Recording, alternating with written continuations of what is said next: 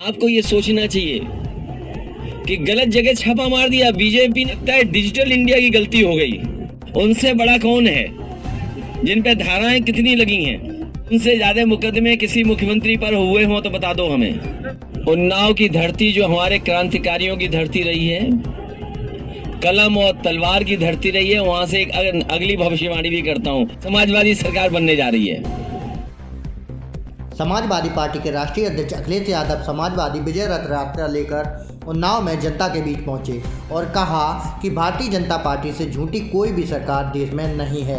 उत्तर प्रदेश 2022 में होने वाले विधानसभा चुनाव में भारतीय जनता पार्टी का सफाया होना तय है। उन्होंने कहा कि हमारे मुख्यमंत्री जी ने तो बड़े बड़े भाषण और विज्ञापनों में कहा है कि हमने लाखों नौकरियां दी हैं, तो युवाओं को नौकरियां क्यों नहीं मिली।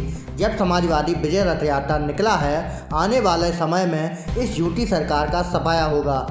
अखिलेश यादव ने यह कहा कि सपा सरकार में मेट्रो का शिलान्यास हुआ था, उसी मेट्रो का उद्घाटन करने जा रहे हैं। कानपुर में तो यह मेट्रो बहुत पहले बन जाती, लेकिन हमारे अनुपयोगी नाकाम सीएम ने बहुत समय लगा दिया। उससे ज़्यादा मुकदमे किसी और मुख्यमंत्री पर नहीं होंगे।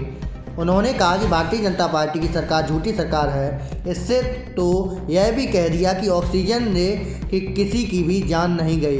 कोरोना काल में उन्नाव, प्रयागराज व काशी में लाशें बह रही थीं। सरकार कहती है कि ऑक्सीजन की कमी से कोई मौत नहीं हुई है, लोग सरदर्दी में तड़प रहे हैं, कोई सुविधा नहीं दी जा रही है। उन्होंने कहा कि आज अस्पतालों की बहुत बुरी दुर्दशा है।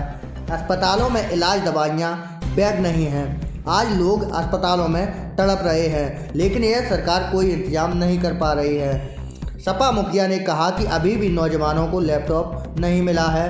उन्नाव में किसी नौजवान को लैपटॉप नहीं मिला है। आइए जानते हैं समाजवादी के राष्ट्रीय अध्यक्ष ने अपने भाषणों में भारतीय जनता पार्टी के खिलाफ क्या क्या बोला है।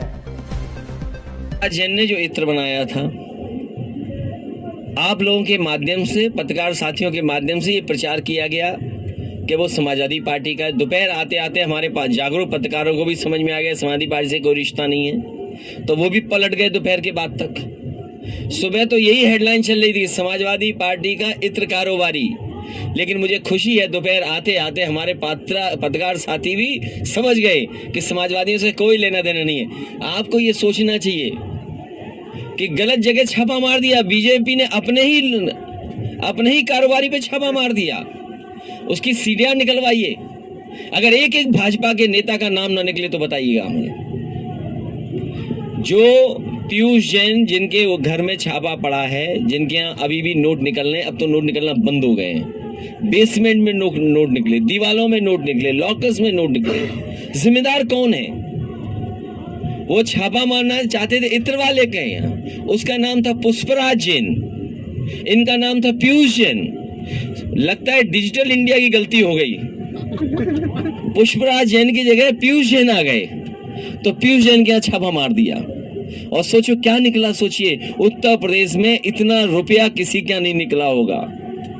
जो सरकार में है वो बता सकते हैं रुपया कहां से आया है। जिनकी बैंकें हैं वो बता सकते हैं कि बैंकों से पैसा कम निकाला गया है। और अगर नई नई गड्डियां निकली हैं उसमें, तो जिस बैंक की गड्डी पर नाम लिखा होगा, जिस बैंक से निकला होगा, वो बैंक बता सकती है कि किस समय निकाला गया है।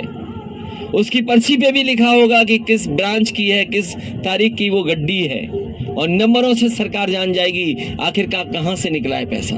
तो सोचो सरकार स्वीकार करेगी कि नहीं करेगी कि जो व्यापारी कहते थे और जो आम लोग कहते थे कि नोटबंदी से अर्थव्यवस्था नहीं बच सकती, नोटबंदी ने उनकी योजना फेल हुई है। जीएसटी जिस तरीके से लागू होनी चाहिए थी, जिस तरीके से जीएसटी का व्यापारियों को लाभ पहुंचना चाहिए था, वो जीएसटी भी योजना उनकी फेल हुई है। कैसे तमाम चीजें कर लेती है, क्या उस फोटो को झुठला पाएगी? आप लोग भी सहयोग करो तो उनका झूठ पकड़ा जाएगा, उनकी पोल खुल जाएगी। और पोल खोलने के लिए हम आपसे बात करने आए कि जो मेट्रो का उद्घाटन है, बधाई कानपुर के लोगों को। मुझे याद है कि जिस समय शिलान्यास हुआ था, उस समय वहाँ के सांसद मुरली मनोहर जोशी जी थे। देश के वाइस प्रेसिडेंट जो आज हैं, उस समय उस विभाग के मंत्री थे। समाजवादी सरकार थी और लग ये रहा है कि तीनों लोगों को नहीं बुलाया गया है। तीनों लोग जिन्होंने उस मेट्रो का शिलान्यास किया था, शुरुआत की थी कानपुर की जनता के लिए, वो तीनों ही मंच पे नहीं दिखाई देंगे, और जिनका कोई योगदान नहीं है वो मंच पे दिखाई देंगे। सर योगी कहते हैं गुंडा राज खत्म हुआ है। उनसे बड़ा कौन है? जिन पे धाराएं कितनी लगी हैं, ठोको राज के नेता है वो, ठोको राज के वो हैं।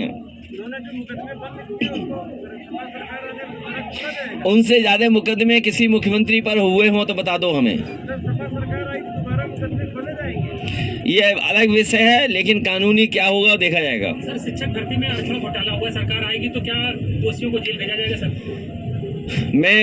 ये तमाम एक घोटाला नहीं है, तमाम घोटाले सरकार के हैं, उनको जनता के बीच में ले जाने का काम होगा।